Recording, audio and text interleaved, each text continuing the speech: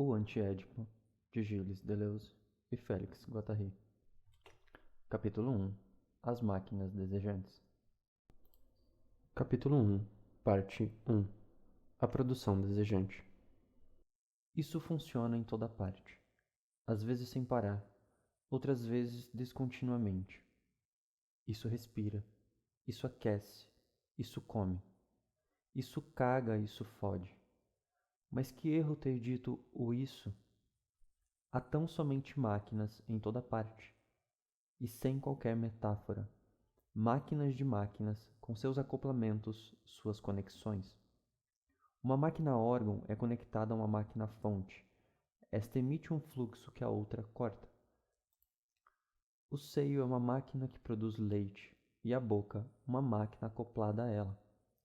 A boca do anoréxico hesita entre uma máquina de comer, uma máquina anal, uma máquina de falar, uma máquina de respirar. Crise de asma. É assim que todos somos bricoleurs, cada um com as suas pequenas máquinas. Uma máquina órgão para uma máquina energia, sempre fluxos e cortes. O presidente Schreiber tem os raios do céu no cu, ânus solar. E estejam certos de que isso funciona. O presidente Schreiber sente algo, produz algo e é capaz de fazer a teoria disso. Algo se produz, efeitos de máquinas e não metáforas. Parte 1.1. Passeio do esquizo. O passeio do esquizofrênico. Eis um modelo melhor do que o neurótico deitado no divã. Um pouco de ar livre, uma relação com o fora. Por exemplo, o passeio de Lenz reconstituído por Birchner. É diferente dos momentos em que Lenz se encontra na casa de seu bom pastor, que o força a se ajustar socialmente em relação ao Deus da religião, em relação ao pai, à mãe. No seu passeio, ao contrário, ele está nas montanhas, sob a neve, com outros deuses ou sem Deus algum, sem família, sem pai nem mãe, com a natureza. Abre aspas. O que deseja meu pai? Ele pode oferecer-me mais? Impossível. Deixem-me em paz. Fecha aspas. Tudo compõe máquina. Máquinas celestes, as estrelas ou arco-íris, máquinas alpinas que se acoplam com as do seu corpo. Ruído ininterrupto de máquinas. Ele, abre aspas, achava que deveria ser uma sensação de infinita felicidade ser tocado assim pela vida primitiva de toda a espécie. Ter sensibilidade para as rochas, os metais, para a água e as plantas. Captar em si mesmo, como num sonho, toda a criatura da natureza, da mesma maneira como as flores absorvem o ar com o crescer e o minguar da lua. Fecha aspas. Ser máquina clorofílica ou de fotossíntese, ou, pelo menos, enlear seu corpo como peça em tais máquinas. Lenz se colocou aquém da distinção homem-natureza, aquém de todas as marcações que tal distinção condiciona. Ele não vive a natureza como natureza, mas como processo de produção. Não há nem homem nem natureza, mas unicamente um processo que os produz um no outro e acopla às máquinas. Há em toda parte máquinas produtoras ou desejantes. As máquinas esquizofrênicas, toda a vida genérica, eu e não eu, exterior e interior, nada mais querem dizer. Continuação do passeio do esquizofrênico. Quando os personagens de Samuel Beckett decidem sair, é preciso ver, primeiramente, como seu percurso variado é já uma máquina minuciosa. E depois, a bicicleta. Que relação há entre a máquina bicicleta buzina e a máquina manhanos? Abre aspas. Que descanso falar de bicicletas e de buzinas.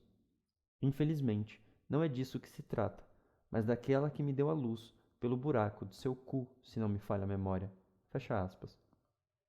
Acredita-se muitas vezes que Édipo é fácil, que é dado, mas não é assim. Édipo supõe uma fantástica repressão das máquinas desejantes. E por quê? Com que fim? Será verdadeiramente necessário ou desejável curvar-se a isso? E com o quê? O que há de se colocar no triângulo de piano? Com o que formá-lo? A buzina da bicicleta e o cu da minha mãe resolvem o caso? Não haverá questões mais importantes? Dado determinado efeito, qual é a máquina que poderá produzi-lo? E dado uma máquina, para que ela pode servir? Adivinhem qual é a utilidade de um faqueiro, por exemplo, a partir de sua descrição geométrica. Ou então, diante de uma máquina completa, formada por 6 pedras no bolso direito do meu casaco, o bolso que debita, 5 no bolso direito da minha calça, 5 no bolso esquerdo da minha calça, bolsos de transmissão. O último bolso do meu casaco recebendo as pedras utilizadas à medida que as outras avançam.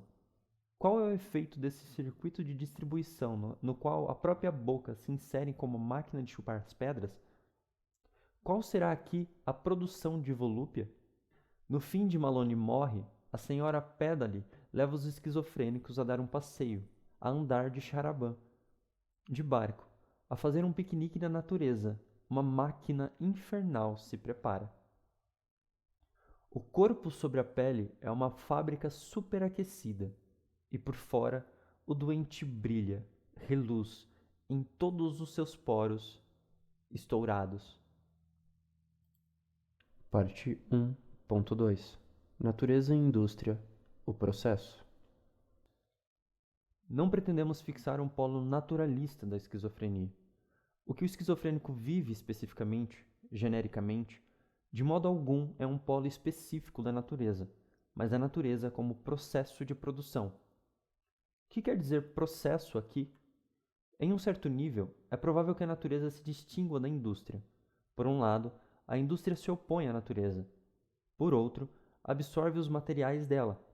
Por outro ainda, ela lhe restitui seus resíduos, etc.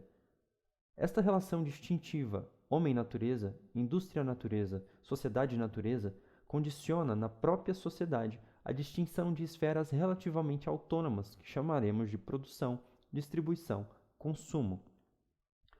Mas este nível de distinções gerais, considerado na sua estrutura formal desenvolvida, pressupõe, como Marx mostrou, não só o capital e a divisão do trabalho, mas também a falsa consciência que o ser capitalista tem necessariamente de si e dos elementos cristalizados do conjunto de um processo. É que, na verdade, na ruidosa e obscura verdade contida no delírio, não há esferas nem circuitos relativamente independentes. A produção é imediatamente consumo e registro. O registro e o consumo determinam diretamente a produção, mas a determinam no seio da própria produção, de modo que tudo é produção. Produção de produções, de ações e de paixões. Produções de registros, de distribuições e de marcações. Produções de consumos, de volúpias, de angústias e de dores. Tudo é de tal modo produção que os registros são imediatamente consumidos, consumados e os consumos são diretamente reproduzidos. Tal é o primeiro sentido de processo, inserir o registro e o consumo na própria produção, torná-los produções de um mesmo processo. Em segundo lugar, há menos ainda a distinção homem-natureza. A essência humana da natureza e a essência natural do homem se identificam na natureza como produção ou indústria, isso é, na vida genérica do homem, igualmente. Assim, a indústria não é mais considerada numa relação extrínseca de utilidade, mas em sua identidade fundamental com a natureza como produção do homem e pelo homem. Não o homem como rei da criação, mas antes como aquele que é tocado pela vida profunda de todas as formas e de todos os gêneros, que é o encarregado das estrelas e até dos animais, que não para de ligar uma máquina órgão a uma máquina energia, uma árvore no seu corpo, um seio na boca, o sol no cu, o eterno encarregado das máquinas do universo. Este é o segundo sentido de processo.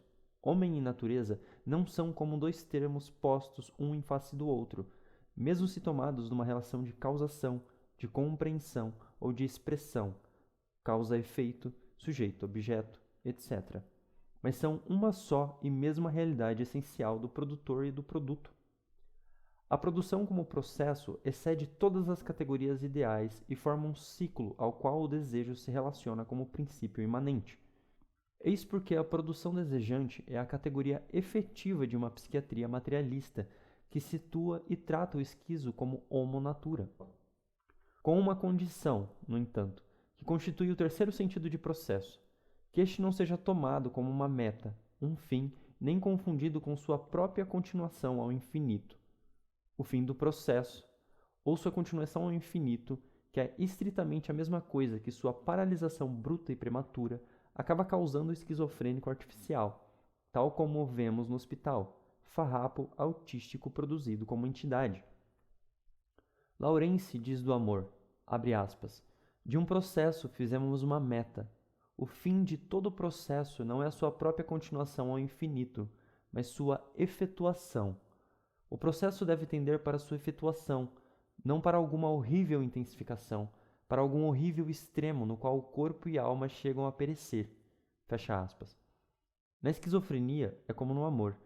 Não há especificidade alguma e nem entidade esquizofrênica. A esquizofrenia é o universo das máquinas desejantes produtoras e reprodutoras.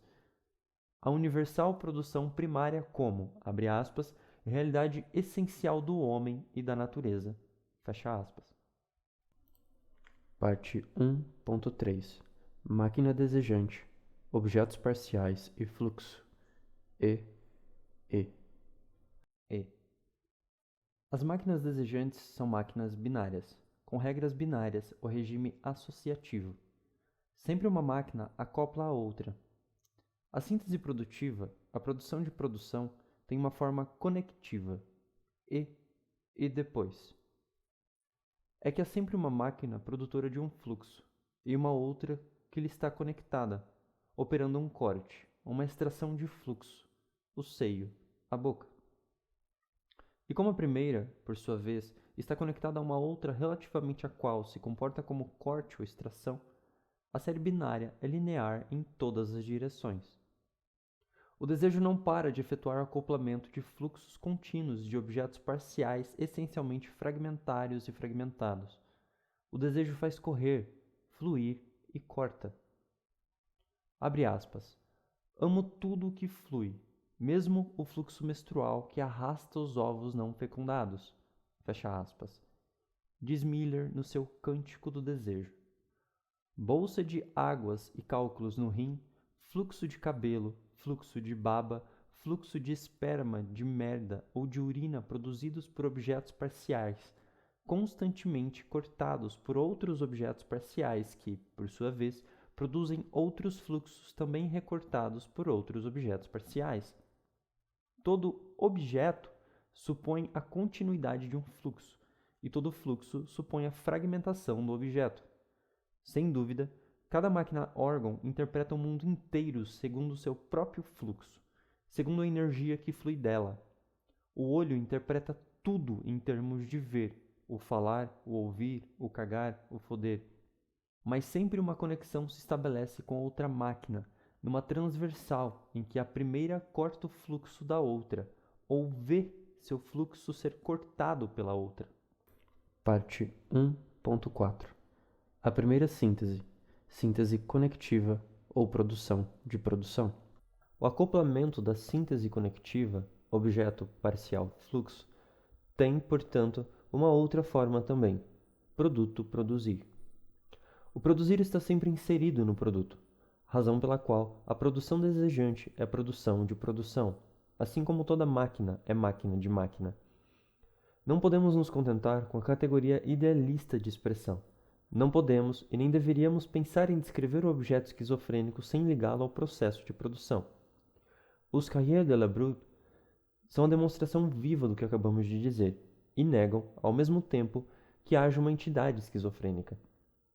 Demonstra-o também Henri Michaux, quando descreve uma mesa esquizofrênica em função de um processo de produção que é o do desejo. Abre aspas. Desde que a tivéssemos notado, ela continuava a ocupar o espírito. Continuava, mesmo não sei bem o que. Sua própria ocupação, sem dúvida. O que impressionava é que, não sendo simples, também não era realmente complexa, improvisada ou intencionalmente complexa, nem tinha um plano complicado. Era, antes, desimplificada à medida que era trabalhada. Tal como estava, era uma mesa feita de pedaços, como foram feitos certos desenhos de esquizofrênicos, desenhos ditos entulhados, e se ela se apresentava acabada, era só na medida em que já não havia maneira de lhe acrescentar mais nada. Mesa que se tinha tornado cada vez mais um amontoado e cada vez menos uma mesa. e não servia para nada do que se possa esperar de uma mesa. Pesada, embaraçante, só a custo podia ser transportada. Não se sabia como pegá-la, nem mental, nem manualmente. O tampo, a parte útil da mesa, progressivamente reduzido, desaparecia, e era tão pouco relacionado com o resto da incômoda armação que já não era possível pensar no conjunto como sendo uma mesa, mas tão somente um móvel à parte, um instrumento desconhecido, cuja utilidade era inapreensível. Mesa desumanizada, embaraçosa, que não era burguesa, nem rústica, nem do campo, nem de cozinha, nem de trabalho, que para nada prestava, que se defendia, que se recusava ao serviço e à comunicação. Havia nela algo de aterrado, de petrificado. Podia levar a pensar no motor parado. Fecha aspas. O esquizofrênico é o produtor universal. Nesse caso, não se trata de distinguir o produzir do seu produto, ou, pelo menos, o objeto produzido leva o seu aqui para um novo produzir. A mesa insiste em sua própria ocupação. O tampo é comido pela armação. O não acabamento da mesa é o imperativo de produção. Quando Lévi-Strauss define a bricolagem, propõe um conjunto de características estritamente ligadas. A posse de um estoque ou de um código múltiplo, heteróclito, porém limitado, a capacidade de introduzir os fragmentos em fragmentações sempre novas, de onde decorre uma indiferença do produzir e do produto, do conjunto instrumental e do conjunto a ser realizado. A satisfação do bricoleur, quando liga alguma coisa à corrente elétrica, quando desvia um conduto de água, seria muito mal explicada por um jogo de papai e mamãe, ou por um prazer da transgressão. A regra de produzir sempre o produzir, de inserir o produzir no produto, é a característica das máquinas desejantes ou da produção primária, produção de produção.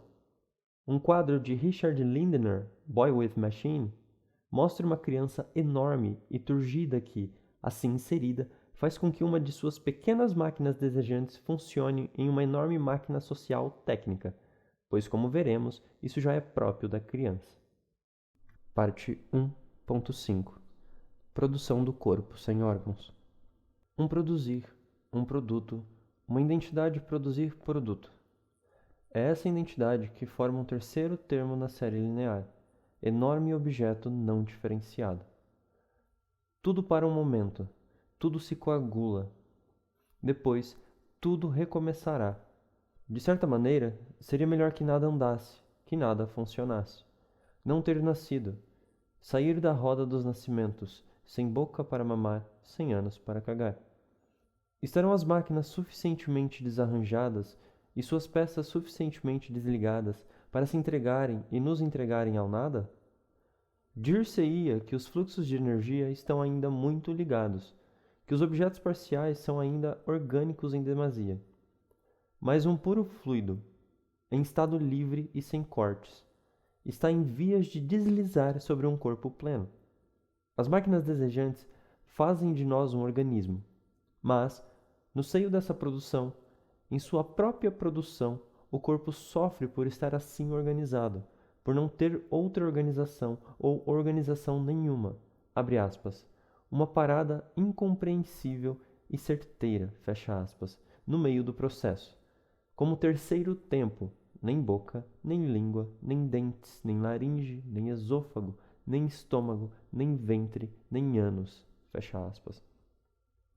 Os autômatos param e deixam sobressair a massa inorgânica que articulam. O corpo pleno sem órgãos é improdutivo, o estéril, o inengendrado, o inconsumível. Antonin Autard o descobriu, lá onde ele se encontrava, sem forma e sem figura. Instinto de morte é o seu nome, e a morte não fica sem modelo. Porque o desejo deseja também isso, a morte, pois o corpo pleno da morte é o seu motor imóvel, assim como deseja a vida, pois os órgãos da vida são a working machine, o funcionamento maquínico. Não perguntaremos como isso funciona em conjunto. Essa questão é já produto de uma abstração. As máquinas desejantes só funcionam desarranjadas, desarranjando-se constantemente.